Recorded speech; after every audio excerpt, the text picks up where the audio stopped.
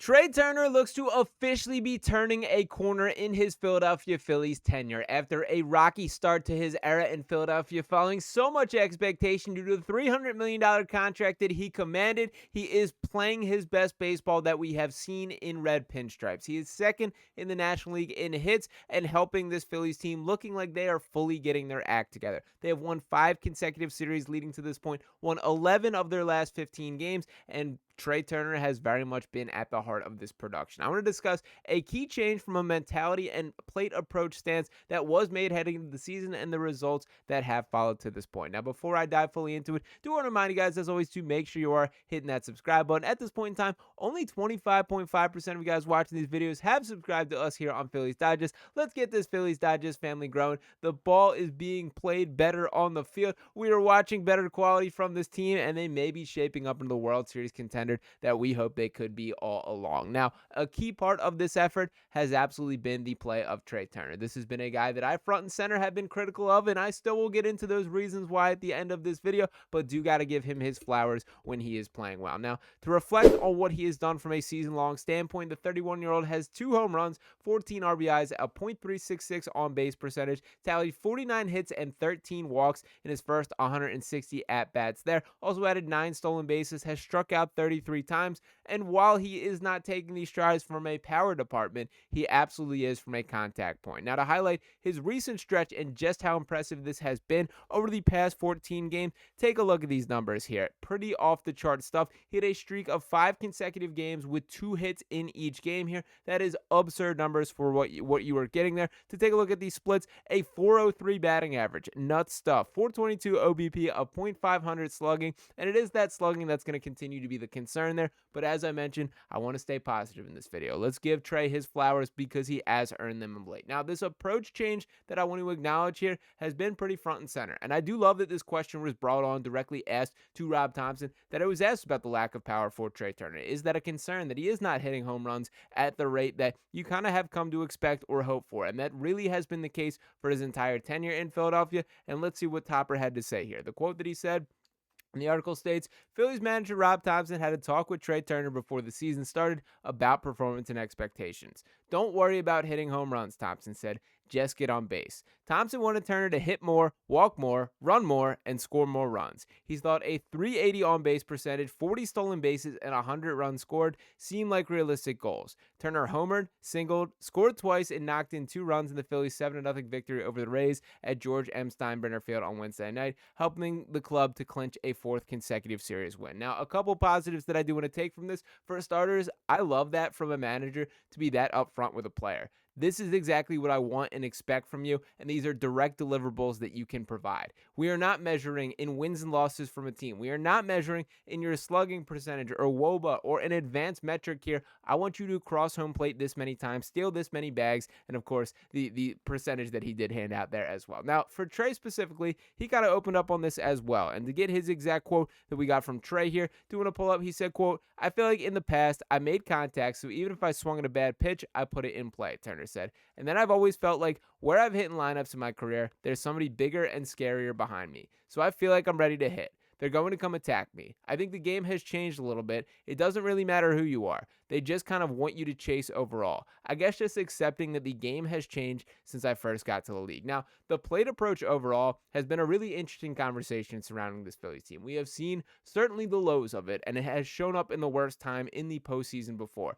We do have to get the props for that being better, whether that is Kevin Long, the hitting coach there, whether it is each of these guys looking internally. The dude I want to give the most flowers to is Nick Castellanos, who has been night and day different from last year. And Castellanos, I will ride or die with. I take the highs with the lows, and when he is on a tear, he can straight up carry an offense. So I'm willing to put up with some of the frustrations that he does bring, but he has not been just this constantly hack at the first pitch, chase the down in the way at the rate that has been the case in past seasons. Now, he still has his moments where he slips up and swings on ones out of the zone, who is a little too, I guess, excited at the plate for my liking there. But he's a guy that I think is leading by example in showing more control, more just willingness to wait for a pitch at the plate, and Trea Turner absolutely fits that bill as well. Now, when speaking about the Trea Turner conversation, my entire frustrations with Trea has not been that he is a bad baseball player. It has been that he's not a $300 million baseball player or a co-star to Bryce Harper the way that it was designed.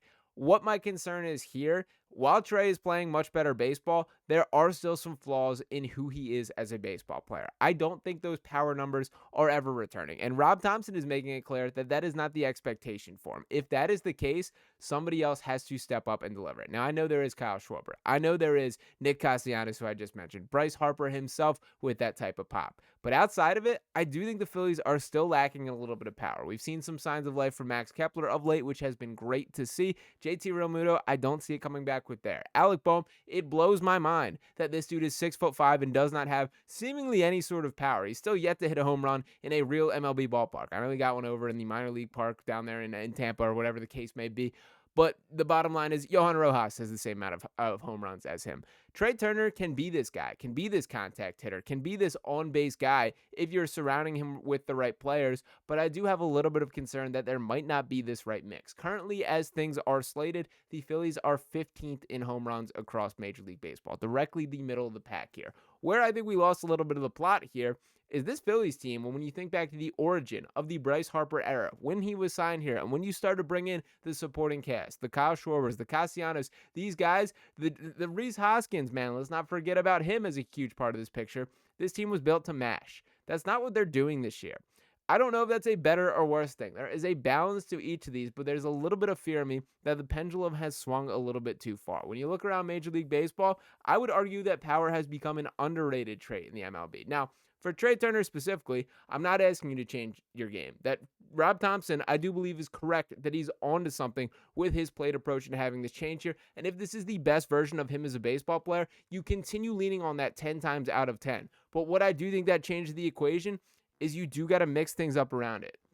I don't know what the direct fix is at this point, but I do think this team is a bit lacking on power bats, and I'm shifting my point of view for that being a critique of Trea Turner to that being more of a critique of the overall roster. Now, with all that being said, I cannot argue with the results of late. I'm still incredibly thrilled with the quality of baseball that this Phillies team is producing, but I do think what we are seeing a direct shift in identity this year. With all that being said, we've seen the bats go cold in the postseason before, and that has been why this team has not reached their World Series aspirations. If being more of a contact-driven team is the solution to that, if that is what Dave Dombrowski believes, that's what Rob Thomson is striving for, we got to ride that wave here. And if you are a superstitious guy here, let's not forget what happened to Nick Sirianni when he hit his head in the Super Bowl run that followed, because we got this from Bryce Harper this week. I do love to see that there. But in all seriousness here, I'm encouraged by the version of this overall Phillies team. I do have a little bit of thought in the back of my mind that we've sacrificed the power a bit too far, and I would like to see that addressed ahead of the trade deadline. Give me one more bat, whether it is an outfield piece, which I think is preferable. If there is a third baseman upgrade with a little bit of pop,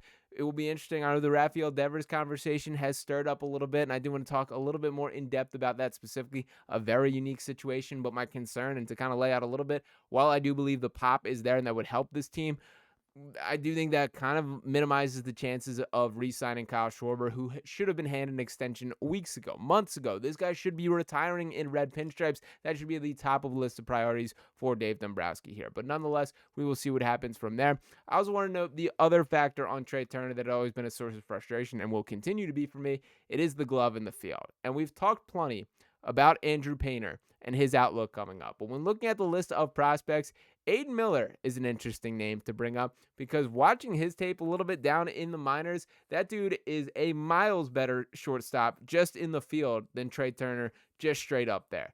With all this sacrifice that Trea is doing in regards to being more of a contact hitter, I do wonder if it is going to eventually shift, or at least I believe it should shift, to him not being a shortstop anymore. That could just mean flipping Bryson Stott and Trea Turner directly here, but I do think in the long run, that is going to be something that we have to weigh. It will be very curious or very interesting to me how that Aiden Miller conversation shapes out. I don't believe that is a concern for this specific season, but something to tuck in the back of your mind, that when projecting this Phillies team moving forward, that is a guy to keep in mind on. And if I'm Trea Turner, maybe clean up the errors a little bit at shortstop a little bit further. I'm encouraged by the plate approach. I'm encouraged by the contact, but I do have a little bit of concerns that there's not quite enough balance for the Phillies to lean into this to the fullest extent. But nonetheless, do not want to rain on the parade of seeing Trea Trea Turner playing with a confidence that we have not seen for most of his tenure here in Philadelphia. I do hope this is only the start, that he continues to build, and who knows, maybe we do get a little bit more pop in that second half of the season, or we're not even there to that point yet as things continue to progress. Shout out to Trea for the tear that he has been on once again, to reflect on that 400 batting average, this recent streak that he has. Shout out to this Phillies team for showing a little bit of guts, a little bit of life in a way that is really encouraging, and who knows, maybe the bald head could be everything that we do need to push this team over the top here. But let me know what you guys think in the comments, and do just want to hear overall your perspective on Trea Turner. I've been really net negative to him as a whole. In my jar of hearts right now, I still sort of feel that way, that he probably will never be the $300 million guy, but I can't argue that he's been a much better version of himself as a baseball player that we have to take a win at this current point. And once again, do want to remind you guys, as always, make sure you are subscribing. At this point in time, 74.5% of you guys watching these videos have not subscribed to us here at Phillies Digest just yet. So come join the Phillies Digest family. We got a lot more baseball to break down, and hopefully Trea Turner keeps this up. Let me know what you guys think in the comments. Drop a like on this video, and we'll be back. Talk with you next time. Peace.